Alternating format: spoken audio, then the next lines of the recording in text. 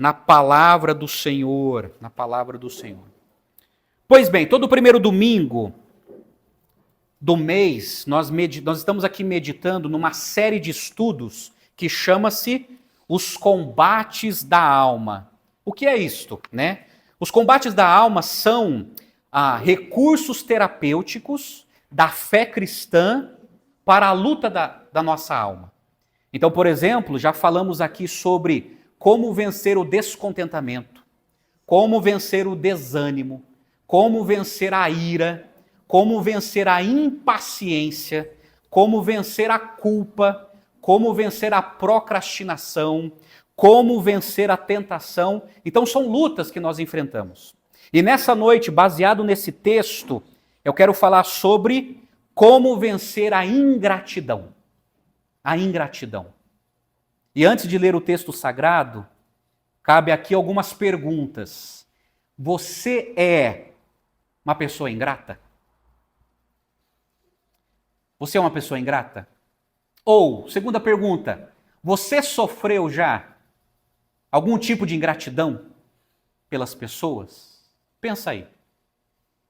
Você tem sido uma pessoa ingrata com Deus e com o próximo? Ou você tem sofrido na pele a ingratidão feroz das pessoas? Esse texto que meditaremos nesta noite fala sobre isso, sobre gratidão e ingratidão. E nós aprenderemos a como vencer a ingratidão. Então, Lucas capítulo 17, a partir do verso 11, aquele episódio que Jesus cura 10 leprosos. Então, acompanhe comigo a leitura da Escritura. De caminho para Jerusalém, Jesus passava pelo meio de Samaria e da Galileia. Ao entrar numa aldeia, saíram-lhe ao encontro 10 leprosos, que ficaram de longe e gritaram: Jesus, mestre, tenha compaixão de nós.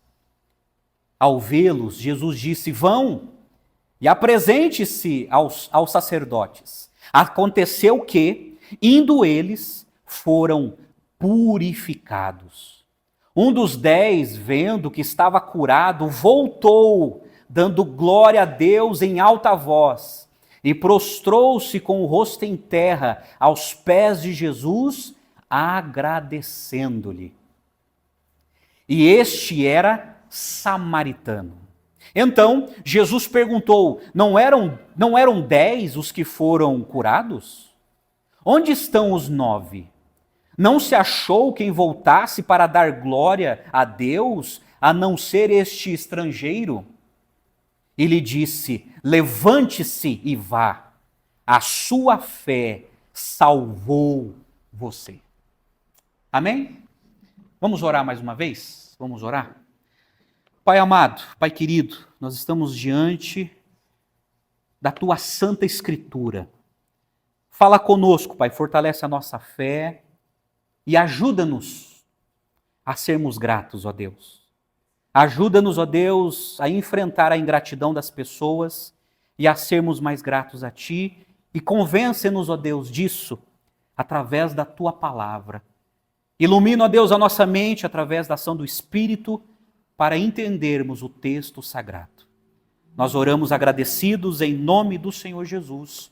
Amém e amém. Amados, Lucas, antes de falarmos do texto, deixa eu trazer para vocês uma visão geral, para nós nos situarmos nesse evangelho. Quem escreveu esse evangelho foi o Dr. Lucas, que foi um médico e evangelista e companheiro do apóstolo Paulo.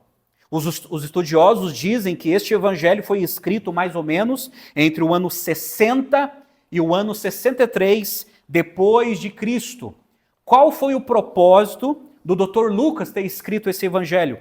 Foi apresentar um relato fiel e organizado, visando estabelecer os fatos a respeito do ministério de Jesus e sua importância para a história da salvação. Além de fornecer parâmetros para a igreja em sua pregação de arrependimento e perdão em nome de Jesus para todas as nações. O destinatário foi para um tal de Teófilo, que Lucas escreveu. Esse Teófilo, há muito debate sobre quem foi, mas muitos dizem que era um romano, um oficial romano. E Lucas, ele escreve esse evangelho para convencer Teófilo de quem era Jesus e a sua missão. O evangelho de Lucas passou a ser a principal cartilha para evangelizar os gentios naquela época.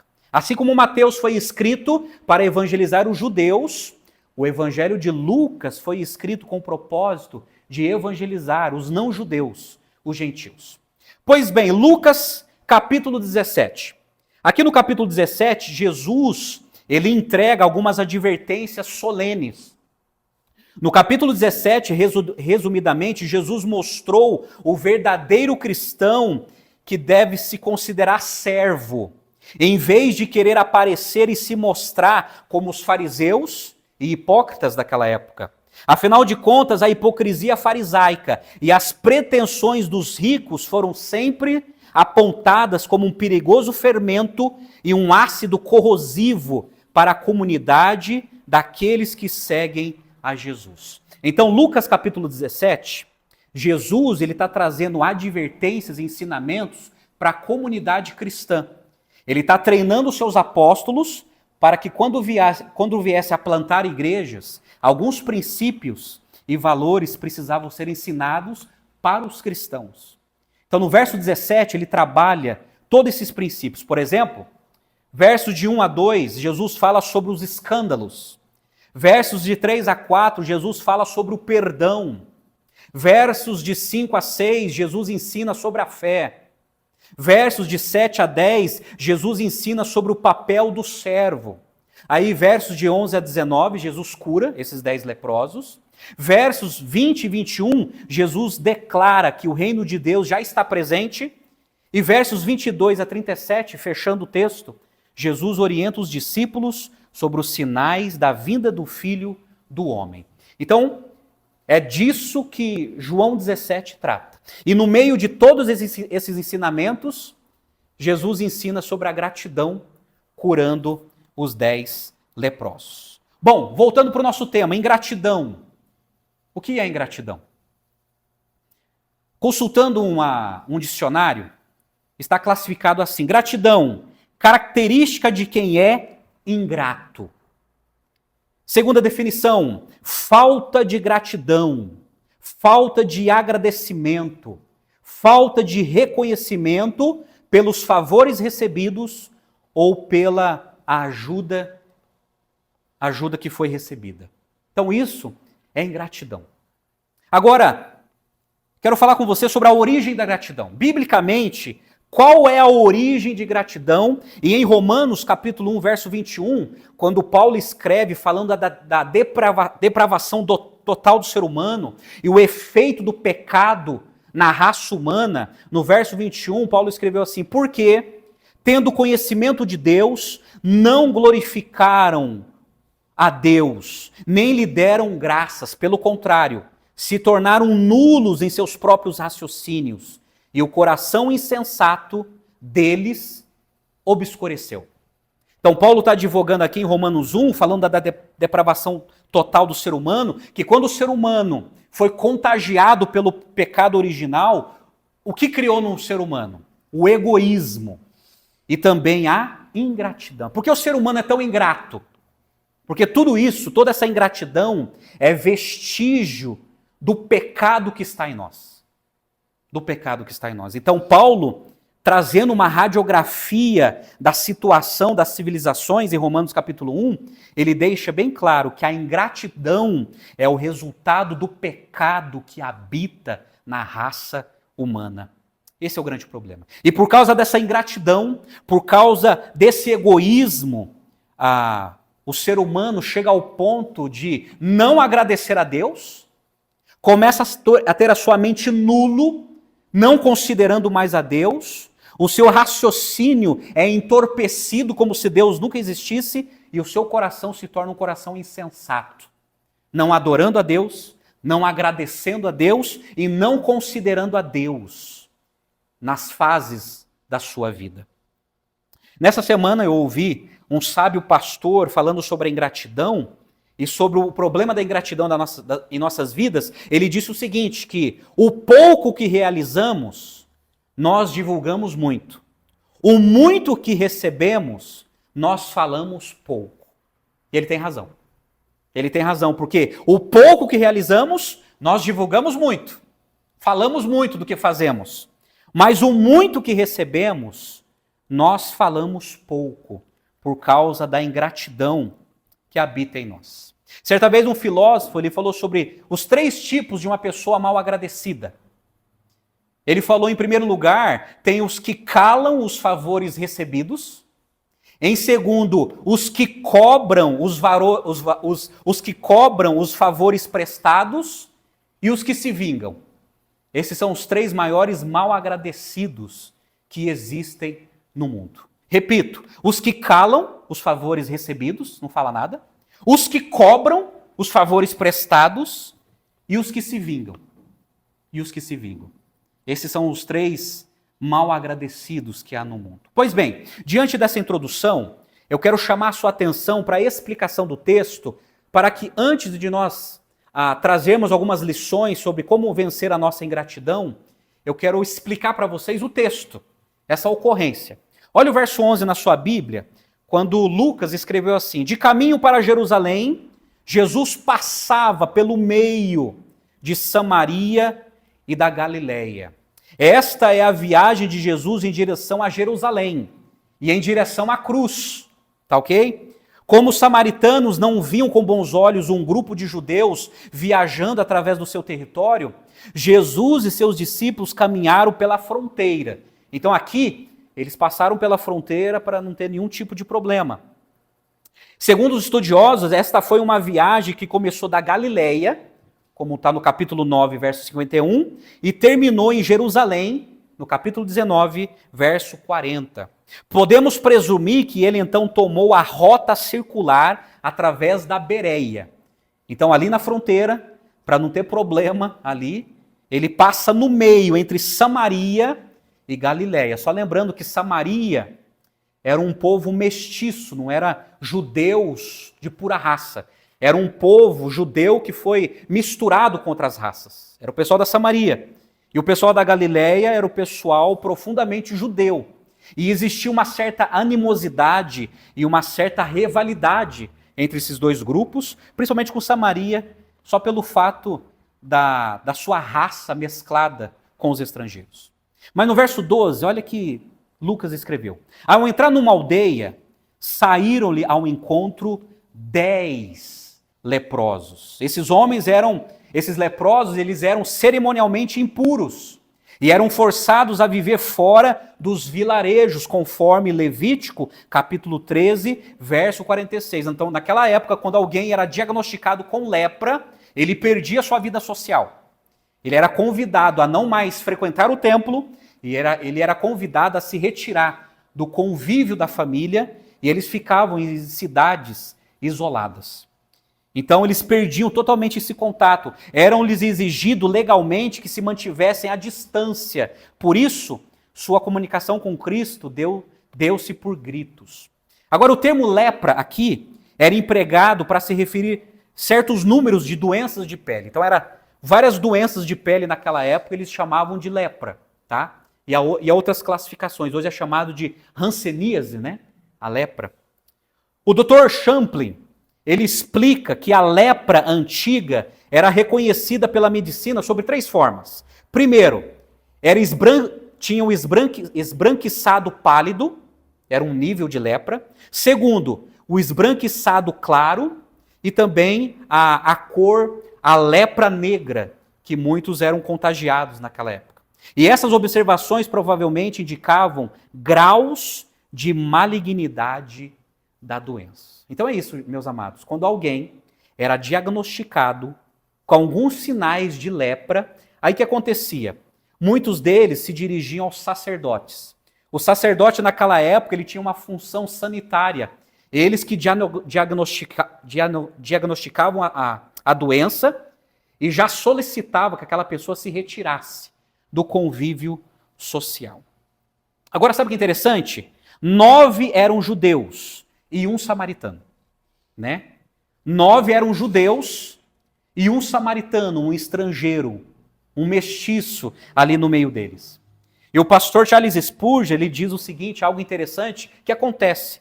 Ele disse que a desgraça faz de estranhos amigos íntimos. Então era um povo rival, mas que na doença estavam andando juntos. Olha o verso 13, tem a reação desses 10 leprosos, que ficaram de longe e gritaram: Jesus, mestre, tenha compaixão de nós. Essa expressão compaixão era um apelo comum daqueles que desejavam cura naquela época. E eles ficavam longe. O limite legal da separação entre os leprosos e uma pessoa sã era de mais ou menos 100 passos.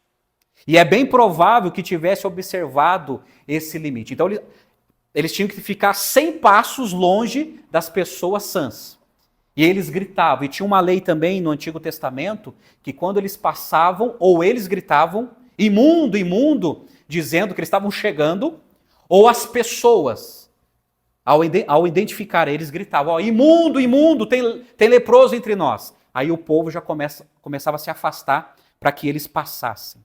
E eles gritaram: mestre, chamaram Jesus de mestre, ou rabino, que é um termo no aramaico, mostrando a reputação de Jesus como mestre e curador.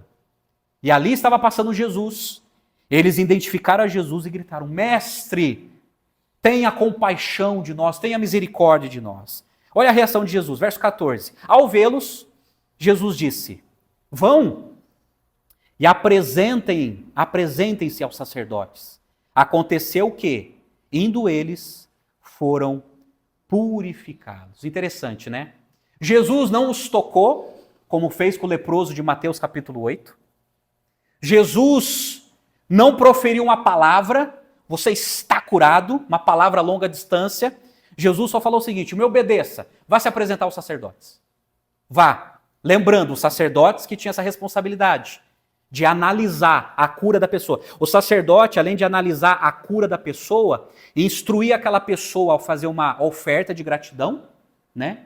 E também ele recebia um atestado para voltar para o convívio da sua família. E Jesus só pediu uma coisa: me obedeça, vá.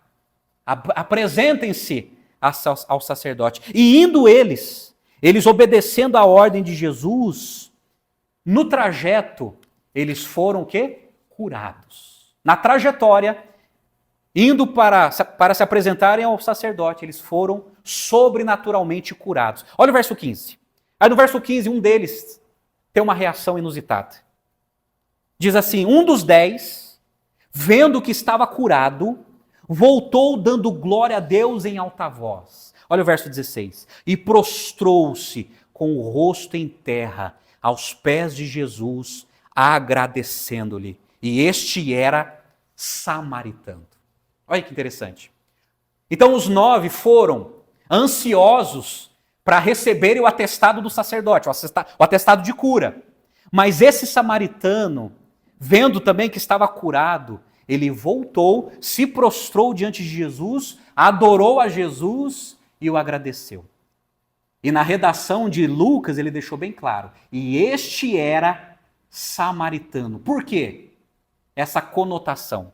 Porque no Evangelho de Lucas, ele deixou bem claro que Jesus não veio só buscar os judeus, ele veio buscar todos os estrangeiros, todos os gentios que passariam a crer em Jesus como Salvador e Messias. E Lucas, como gentil, e falando de um samaritano, ele destaca isso. E ele era samaritano, ele não era judeu pura raça. O que Lucas quer mostrar aqui também?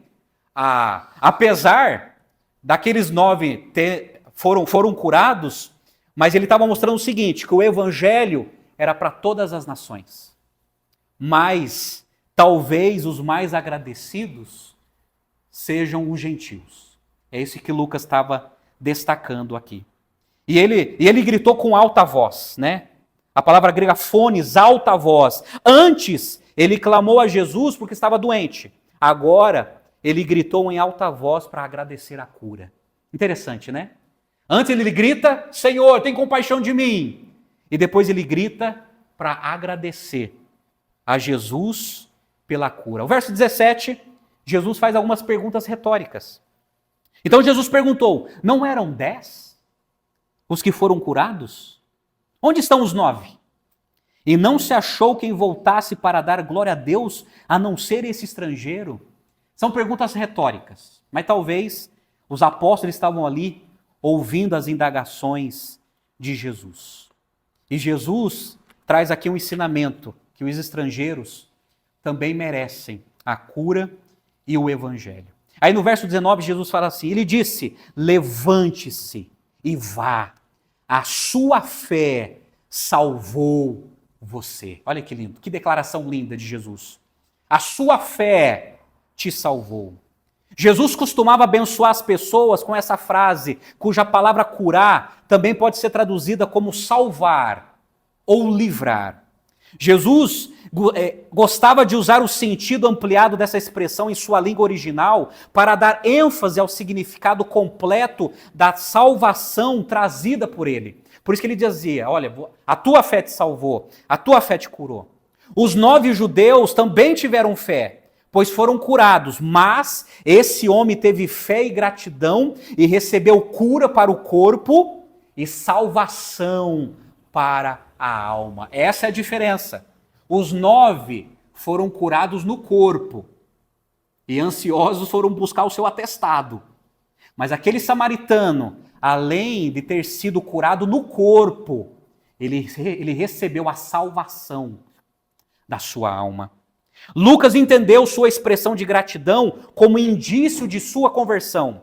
O leproso foi curado não apenas de sua terrível lepra, mas obteve ingresso no reino de Deus. Agora pasmem, tem muita gente assim hoje em dia, que estão buscando a Jesus só para a cura do corpo, mas não estão se preocupando com a salvação de suas almas. O teólogo Risby, ele sintetiza de maneira inusitada a esse episódio dizendo o seguinte: os 9 amigos do samaritano foram declarados cerimonialmente puros pelo sacerdote, mas ele foi declarado salvo pelo Filho de Deus. Aqueles receberam o atestado de cura, mas este, um samaritano, recebeu a declaração da sua salvação. Amém, gente?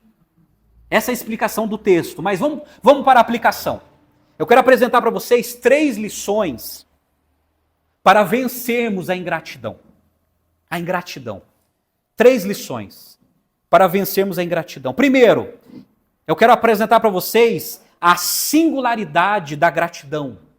A singularidade. Porque no verso 12, olha só comigo de novo, diz assim, ao entrar numa aldeia, saíram-lhe ao encontro 10 leprosos. Esses leprosos, eles fizeram de tudo para ter um encontro com Jesus. E só há um encontro com Jesus quem tem um coração humilde. E um coração humilde revela um espírito grato. Essa é a questão. Buscar a Jesus e demonstrar humildade pelos seus pecados é demonstrar gratidão pela oportunidade de encontrá-lo. Porque quem é autossuficiente não perde tempo, não se importa de ter um encontro com Jesus. E eles, mesmo à distância, não podendo se aproximar de Jesus por causa da sua lepra, eles gritam. Principalmente o samaritano que está no meio. Ele grita. Essa é uma singularidade de gratidão, quando a pessoa está disposta a ter um encontro com Jesus. Isso é indício de gratidão. Quando a pessoa se desarma, quando o ser humano se desarma dos seus preconceitos, se desarma da sua autossuficiência, se desarma do seu poder aquisitivo e diz assim, eu preciso ter um encontro com Jesus. Porque só Jesus pode resolver esse meu problema. E aí, a gratidão despoja a pessoa de qualquer tipo de orgulho. Porque, amados, muitos orgulhosos não são gratos. E quem não é grato não tem um coração humilde o suficiente para se desarmar para ter um encontro com Jesus. É por isso que muitos não querem seguir a Jesus. É por isso que muitos não querem ter um encontro com Jesus, mesmo tendo um problema grave, mesmo sendo castigado por um problema terrível, muitos não querem ter um encontro com Jesus. Mas olha só, a singularidade da gratidão leva um cidadão a querer ter um encontro com Jesus. Isso é gratidão. As pessoas querem, não. Jesus pode me ajudar. Ele tem a solução para as minhas demandas, para os meus desafios, para as minhas limitações. Jesus, eu preciso ter um encontro com Jesus. Isso mostra a singularidade da gratidão.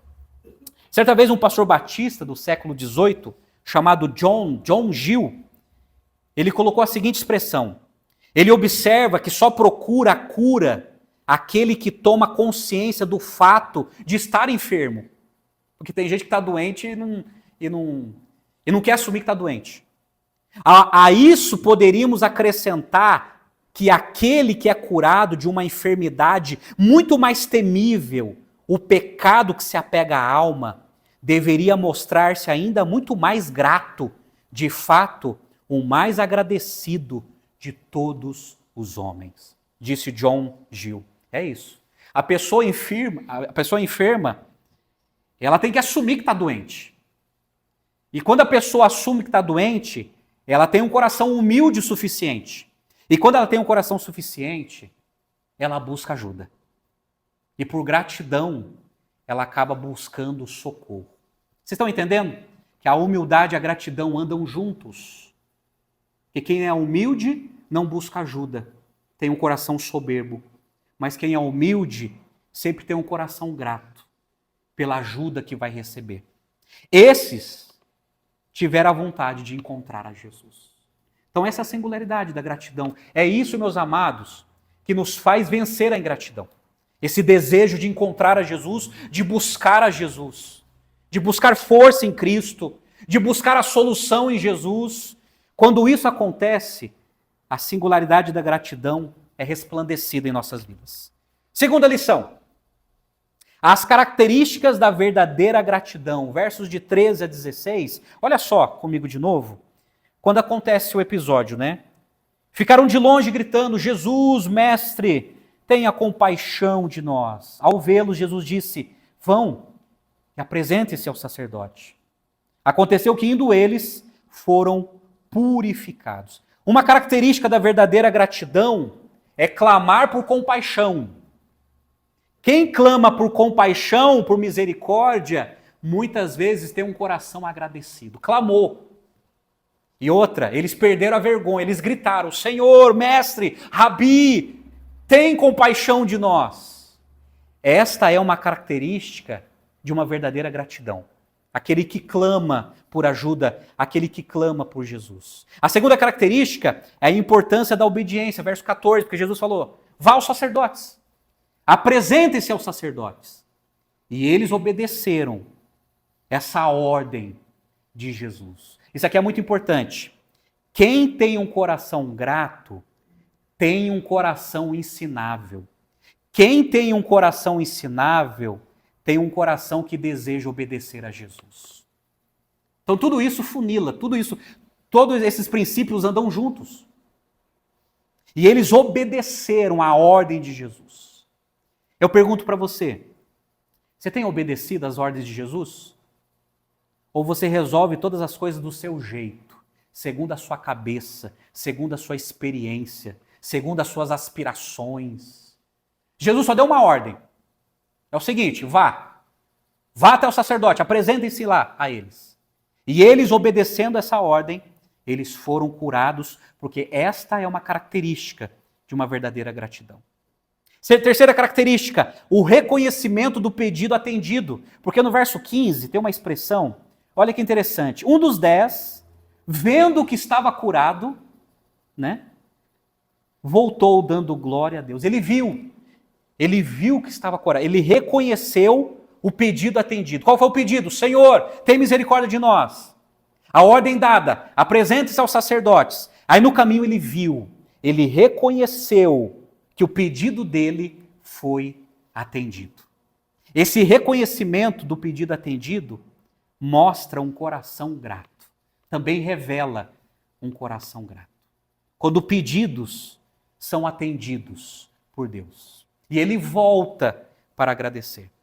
Quarta, o retorno para agradecer com fervorosidade e humildade. Porque no verso 15 mostra a emoção dele quando diz assim: voltou dando glória a Deus em alta voz e prostrou-se com o rosto em terra aos pés de Jesus, agradecendo. Então, a característica de uma verdadeira adoração é quando a pessoa agradece com fervorosidade e humildade. Fervorosidade foi essa afetividade, essa emoção. Ele volta com muita emoção e agradece a Jesus. A humildade, ele se prostra aos pés de Jesus e agradece a Jesus.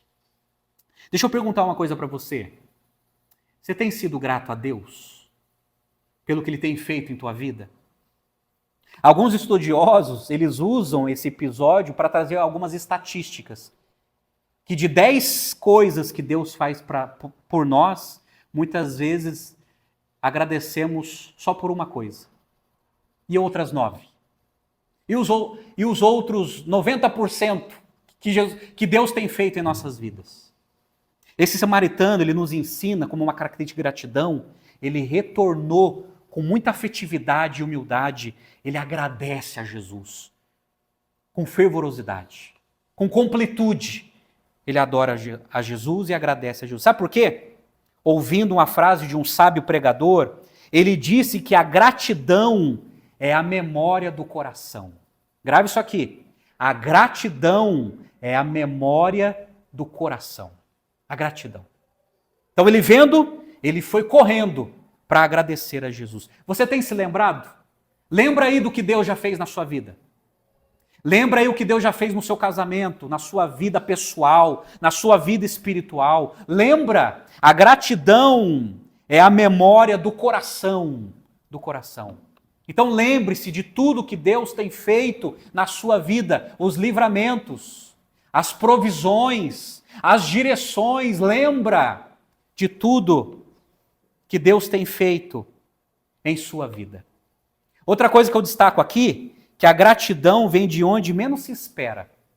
Olha só, quem agradeceu Jesus de maneira mais fervorosa? Um samaritano, que era considerado como um rival do povo judaico. Então, muitas vezes a gratidão vem de onde nós menos esperamos, sabe? Algo que você faz, você menos espera, a pessoa te agradece. Você já tinha até esquecido o que você tinha feito, mas daí a pessoa te agradece. Olha só, não esqueça de tudo aquilo que Deus tem feito na sua vida. Não esqueça. Olha só o que Deus falou para o povo de Israel, em Deuteronômio, capítulo 8, a partir do verso 11. Olha só as advertências que Deus deu ao povo ingrato de Israel, que muitas vezes se afastaram de Deus. E Moisés, tomando nota, ele escreveu assim, Deus falando e Moisés tomando nota: tenham cuidado de não se esquecer do Senhor seu Deus, deixando de cumprir os seus mandamentos, os seus juízos e os seus estatutos que hoje lhes ordeno. Não aconteça que depois de terem comido e estarem fartos, depois de haverem edificado boas casas e morado nelas, depois de se multiplicar o seu gado e os seus rebanhos, e aumentar a sua prata e o seu ouro, e ser abundantes em tudo que você tem, se eleve o seu coração. O orgulho, a meritocracia, eu mereço, porque eu que fiz. Tenha cuidado quando se eleve o seu coração e vocês se esqueçam do Senhor seu Deus, que os tirou da terra do Egito, da casa da servidão, que os conduziu por aquele grande e terrível deserto. Aí no verso 17, Deus fala assim: portanto, não pensem, a minha força e o poder do meu braço conseguiram riquezas. Pelo contrário, lembre-se do Senhor seu Deus, porque é Ele quem lhes dá força para conseguir riquezas. Olha que interessante. É Deus dizendo o seguinte: cuidado com o egoísmo, porque o egoísmo produz a ingratidão.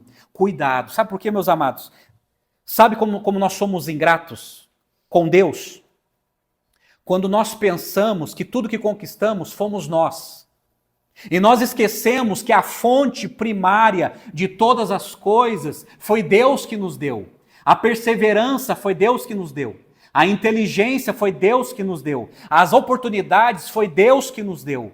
O dinheiro foi Deus que nos deu. Os recursos foi Deus que nos deu. O homem não tem meritocracia nenhuma, seja em qualquer área da vida. Tudo que temos, a fonte primária chama-se Deus. E quando o homem, ele fica no centro de todas as coisas e pensa que é alguma coisa porque conquistou, ele se torna o quê? Ingrato. Ingrato. E ele começa a focar nas suas qualidades. Ele começa a focar nos seus atributos. Ele começa a focar nos seus esforços, sendo que Deus é a fonte de todas as coisas. É isso que Deus está dizendo. É isso que Deus disse para o povo ingrato de Israel.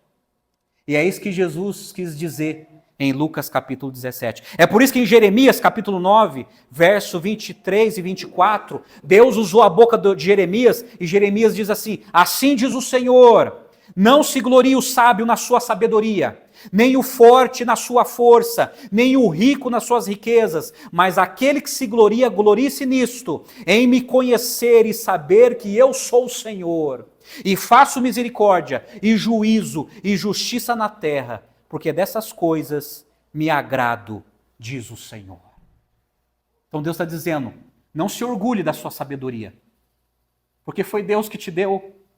Não se orgulhe das suas forças. Olha, pastor, você não sabe como eu sou esforçado na vida. Não se orgulhe disso. Foi Deus que te deu isso. Não se orgulhe das suas riquezas.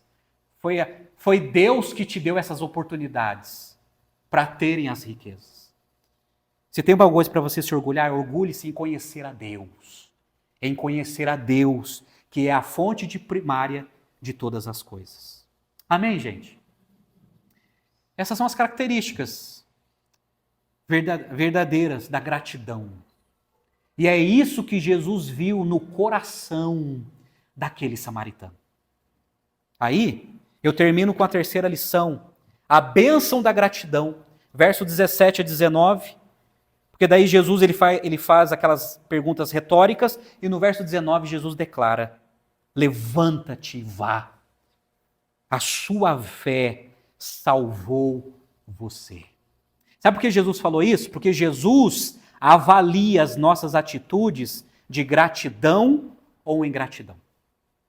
Jesus, ele avalia as nossas atitudes de gratidão e ingratidão. Os outros 9 tiveram fé, mas não tiveram gratidão. O samaritano teve fé e gratidão e Jesus avaliou isso. Jesus avaliou isso. E ele recebeu a bênção da salvação. O problema é que muitos são abençoados, mas são poucos os agradecidos. Muitos são abençoados. Muitos recebem o sol que Deus fez, a chuva que Deus fez. Muitos recebem benesses nessa vida, mas não são agradecidos a Deus. Muitos galgaram posições altas, foram beneficiados, mas não são agradecidos a Deus. A bênção recebida do samaritano, além da cura física, foi a salvação da sua alma. Amém, gente? Isso muitas vezes é o resultado de um coração grato, daquele que tem um encontro com Jesus e o adora com fervorosidade e humildade. E Jesus disse, a tua fé te salvou. A fé que Deus te deu abriu os seus olhos para você reconhecer quem eu sou. Eu não sou aquele que simplesmente vai resolver temporariamente a tua saúde, mas sou aquele que pode resolver o seu problema na eternidade. Eu te dou a salvação. A salvação.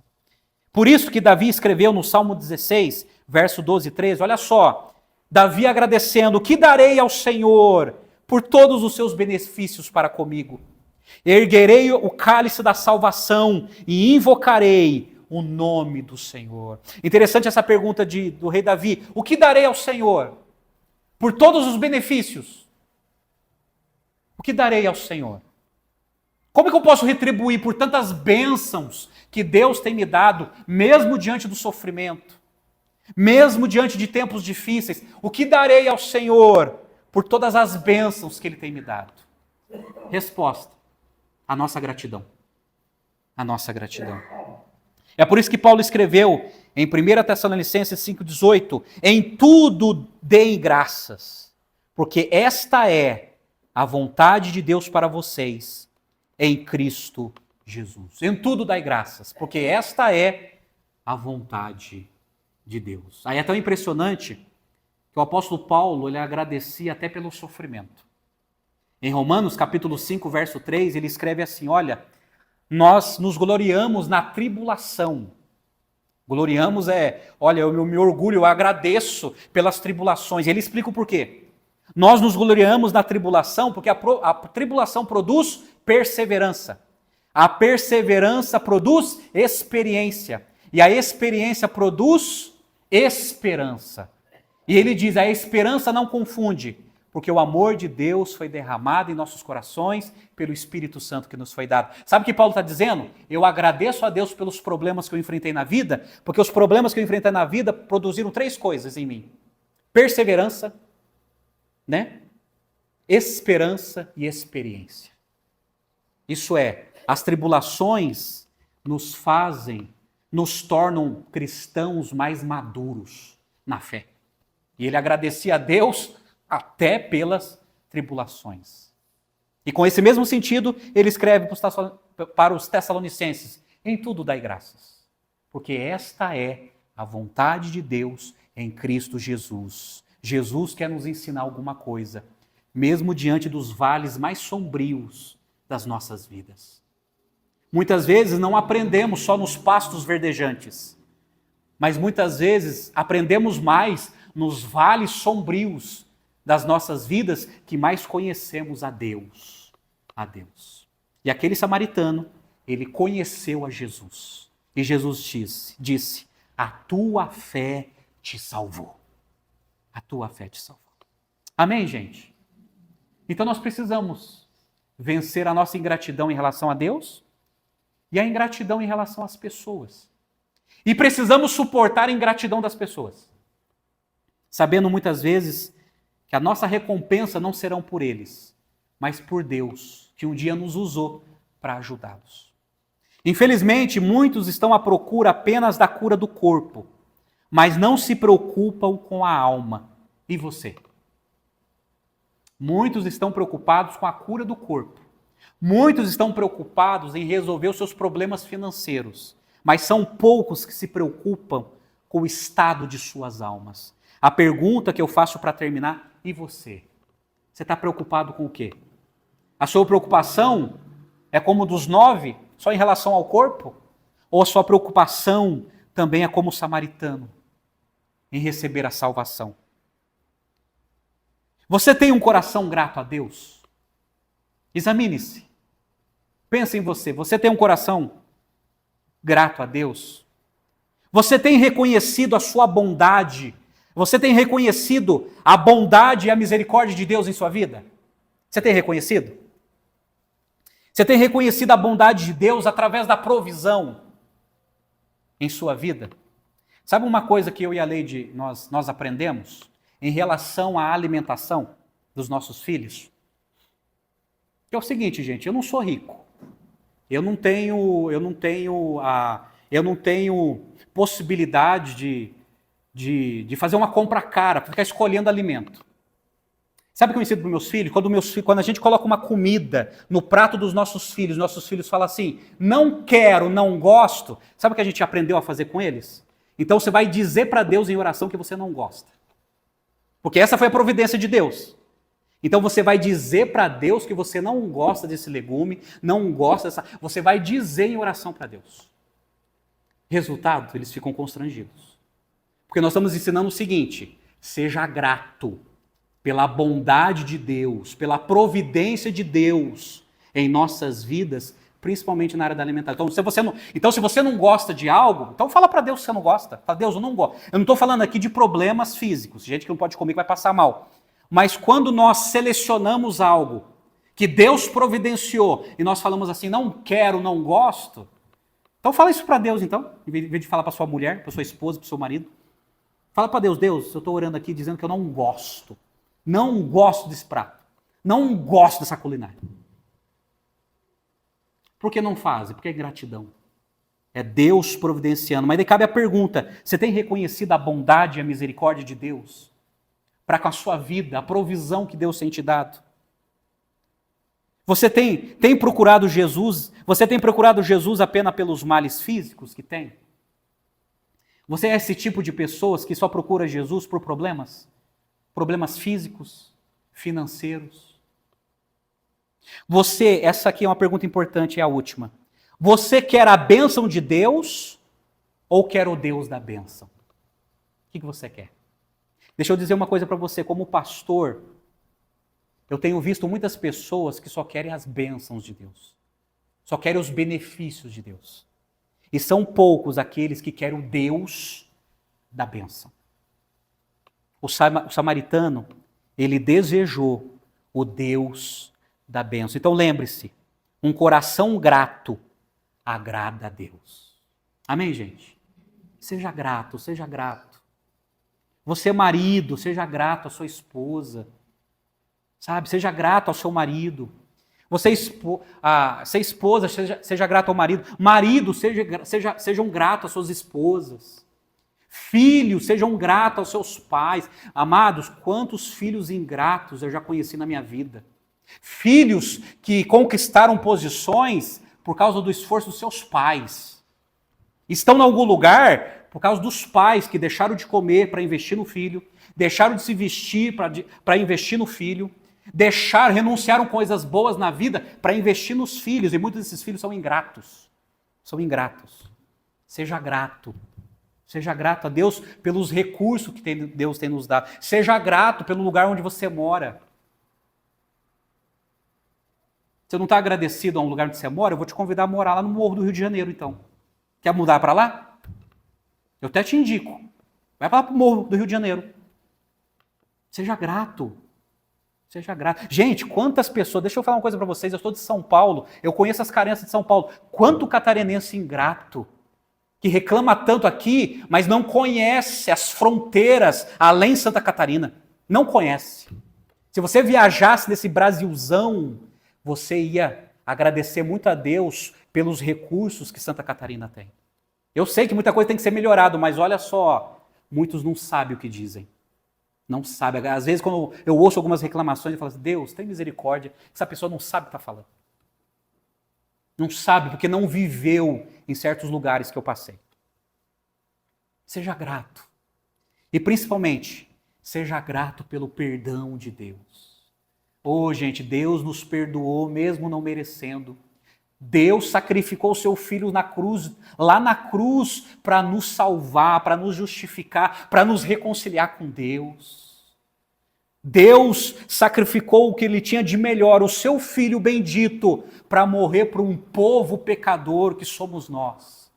Precisamos ser gratos, e por gratidão, nós precisamos expressar nossa gratidão servindo e adorando esse Deus, priorizando o seu reino e dizendo o seguinte: Senhor, como eu posso retribuir? Eu quero retribuir com a minha vida. Eu quero ser grato a Ti. Amém? Então vamos agradecer a Deus.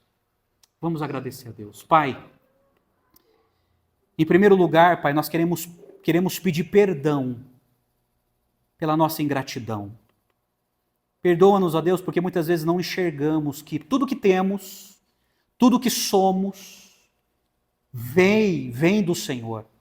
Foi o Senhor que promoveu, foi o Senhor que sustentou, foi o Senhor que abriu, foi o Senhor que forneceu. Dai-nos, ó Deus, um coração grato. E dai-nos um coração grato também em relação às pessoas, aquilo que fizeram por nós. E ajuda-nos, ó Deus, a lidar com a ingratidão das pessoas, ó Deus. Ajuda-nos, ó Pai. E continua, Pai, fortalecendo a nossa fé diante das demandas da vida, mas sempre produzindo em nós um coração grato que venha te encontrar a cada dia e adorar ao Senhor. Nós oramos, ó Deus, e te agradecemos pela salvação, pelo perdão, pela justificação, pela regeneração e pela tua direção sobre as nossas vidas. Nós te agradecemos, ó Deus, como fizeste, como fez esse samaritano, nós agradecemos a Ti com toda a afetividade e com toda a humildade. Agradecemos ao Senhor, em nome do Senhor Jesus. Amém e amém, Senhor.